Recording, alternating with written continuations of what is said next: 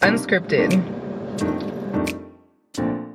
Ooh, child. Those decisions that I made when I was 18, 19, 20 years old, let me tell you, if I had an older sister, life advisor, counselor, spiritual leader, someone similar to who I am today in my life back when I was that age, I probably would have saved myself a lot of heartbreak, financial loss, and trying to make up for time lost. But because I didn't have that person, and my mother was guiding me based on a place of her understanding, then I made decisions that I probably shouldn't have at such a young age.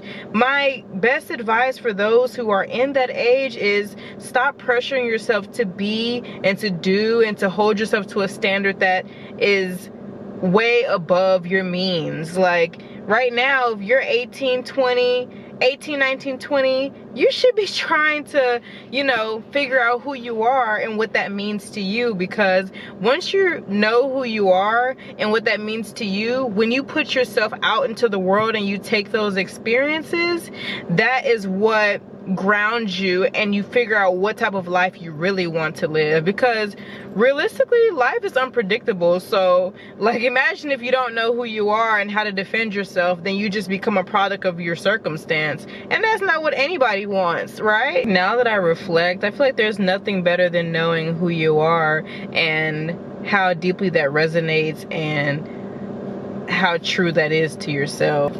For me in my life, I feel like I have achieved so much that society would overlook, because it's not glitz and glam, it's not plastic, it's not artificial intelligence. It's not what they would pose to be significant, but to me it is, because at the end of the day, nothing lasts forever, right? So whenever it comes down to that, when it comes down to the real and to what's lasting, you'll look back and you say, oh, I'm so grateful that I put the effort into my life. I'm so grateful that I put the effort into myself.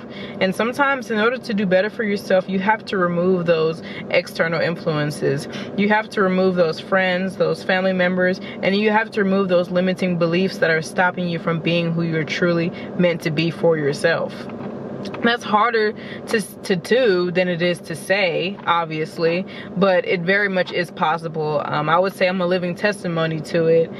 There's sayings to say that the smaller the circle, the wiser the person, and I have to agree. And the reason why is because whenever you don't have a lot of people, things, or influences in your ear, you're able to think clearer. You're able to make actions that are more intentional to what it is the purpose is to you, which is significant because this is your life. So you define what goes and what floats in your life.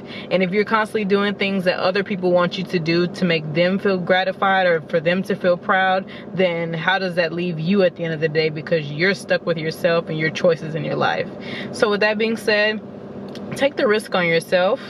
Get the guide, don't get the guide. The guide is always available because I've written it.